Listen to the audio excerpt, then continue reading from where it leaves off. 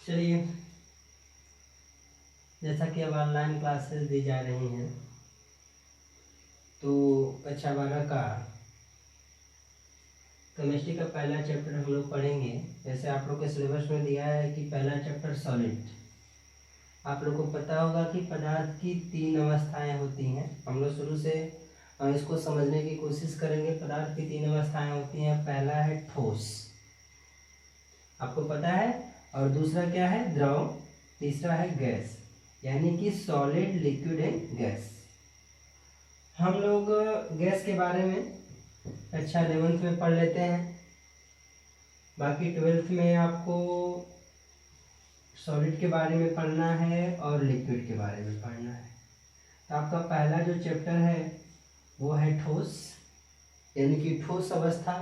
ये ठोस अवस्था होता क्या चीज़ है, सबसे पहले हम लोग ये जानेंगे, क्योंकि आप लोग बचपन से पढ़ते आ रहे हैं पदार्थ की 3 अवस्थाएं होती हैं। तो सबसे पहले हम ठोस के बारे में जानेंगे, वास्तव में ठोस होता क्या चीज़ है। जैसा कि मैंने पहले ही आपको लिखने के लिए बताया था, पढ़ने के लिए बताया था, आप लोगों ने पढ़ लिया होगा। तो सबसे पहले हम ठोस की परिभाषा जानते हैं। ठोस की परिभाषा होती क्या चीज़ है। ठोस वह पदार्थ जिसका आकार और आयतन निश्चित होता है। आकार और आयतन पूर्ण रूप से निश्चित होता है, अर्थात वो बदलता ना हो। जैसे मान लीजिए ये ईंट है एक, इस ईंट को हम एक मेज पे रखें। इस ईंट को हम किस पे रखें, एक मेज पे रखे हैं। एक मेज पे इस ईंट को रखे हैं और यहाँ से उठाकर इसको किसी समतल भूमि पे रख दें। तो ऐसा नहीं है कि यह ईंट यहाँ पे रखने से 1 kg था और यहाँ पे रखे हैं तो 2 kg हो गया। ठीक।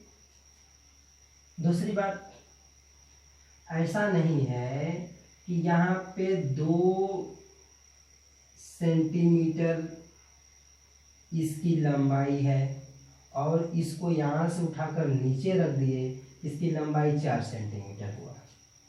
अर्थात ये जो इसका नाप है ये इसके आयतन को दर्शा रहा है। अर्थात यहाँ पे भी 2 सेंटीमीटर है और यहाँ पे भी 2 सेंटीमीटर है। तो हम कह सकते हैं कि किसी वे वस्तु में या वे पदार्थ जिनका आयतन और आकार क्या होता है, निश्चित होता है, ऐसे वस्तु को हम क्या बोलते हैं, ठोस बोलते हैं।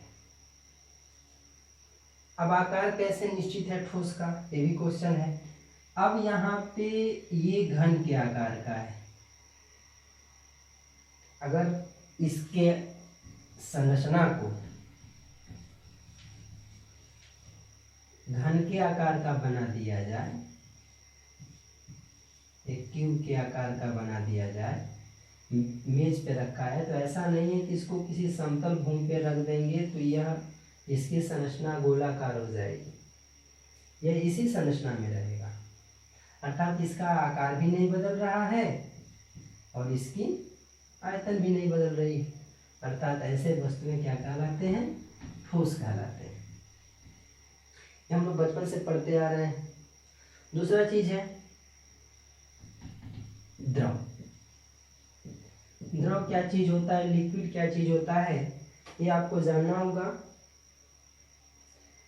तो सबसे पहले हम इसकी परिभाषा बता देते हैं कि पदार्थ की वह अवस्था जिसमें इसके आकार में परिवर्तन हो जाता है परंतु आयतन क्या होता है, परिवर्तित नहीं होता है।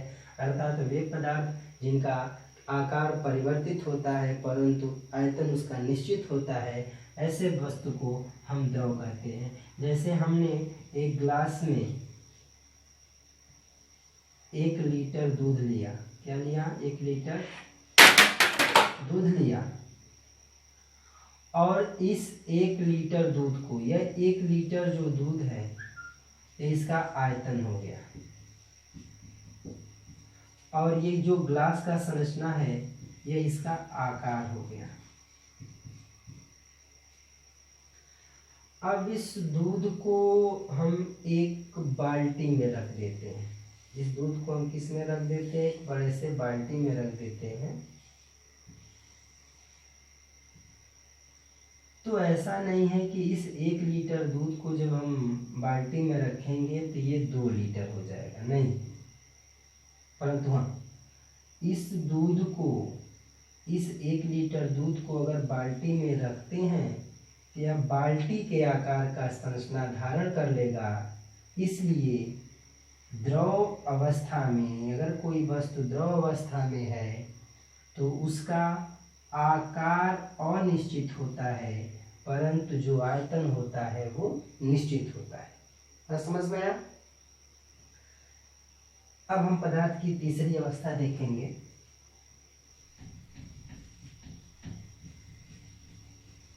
पदार्थ की जो तीसरी अवस्था है वो है गैस। पदार्थ की तीसरी अवस्था क्या है? गैस। तो वे वस्तु में जिनका आकार व आयतन दोनों क्या होता है? अनिश्चित होता है। कैसे? आप एक अगरबत्ती को जलाइए और उसका जो धुआं निकलेगा ये पतली रेखाओं में निकलेगा, कुछ समय बाद ये दिखाई नहीं देगा। अर्थात एक अगरबत्ती को अगर एक कमरे वाले स्थान में जलाते हैं तो उस पूरे कमरे में फैल जाएगा, और उसी अगरबत्ती को किसी एक बड़े हॉल में जलाते हैं तो इस बड़े हॉल में पूर्ण रूप से फैल जाएगा। बात समझ में आए? अर्थात यह छोटा हॉल और ये बड़ा हॉल, इसका क्या हो गया? आयतन हो गया। और जो पतली रेखा में निकलता हुआ अगरबत्ती का जो धुआं का आकृति है वो इसका आकार हो गया। कुछ समय बाद इसका आकार क्या हो जाता है? चेंज हो जाता है। इसलिए गैस का ना कोई आकार होता है ना कोई आकृति, गैस का ना कोई आकार होता है ना कोई आयतन होता है। अर्थात ये दोनों क्या होते हैं? अनिश्चित होते हैं। इस तरह पदार्थ की ये 3 अवस्थाएं हम लोग जाने, लेकिन केवल पदार्थ की 3 अवस्था जानने से इंटरमीडिएट का जो सॉल्यूशन है, जो क्वेश्चन है, उसको सॉल्व नहीं किया जा सकता। इसलिए ये साइंस कहता है क्यों, कैसे, किस लिए इसको प्रूव करना पड़ता है। ये ठोस क्वेश्चन बनता है, आपका सिलेबस का टॉपिक से शुरू होता है। क्वेश्चन बनता है कि ठोस क्यों है, क्यों है, ठोस कैसे है और ठोस किस लिए है, किस लिए है। ये 3 चीज जानना है। इसको हम लोग समझेंगे ठोस क्यों है। तो आपको पता है कि किसी भी वस्तु का निर्माण छोटे छोटे कणों से मिलकर होता है। जैसे मान लीजिए हम एक ईंट बनाते हैं तो सबसे पहले बालू के कण रहते हैं, उसमें मिट्टी के कण रहते हैं, छोटे छोटे कण रहते हैं, उसको गूंथते हैं, तब जाकर एक गोला बनाते हैं, उसको सांचे में डालते हैं, तब जाकर वह एक ईंट का निर्माण करता है। बस समझ में आया?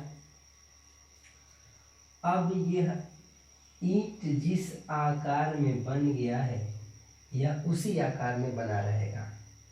क्यों, कैसे बना रहेगा? अब यह चीज हमको यहाँ से समझना होगा।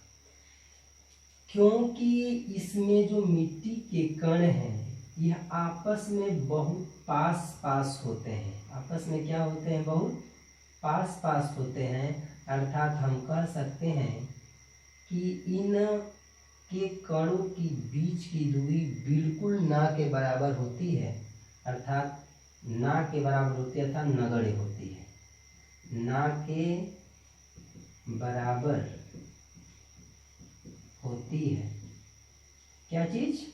इनके अणुओं के बीच की दूरी, अणु के बीच की दूरी।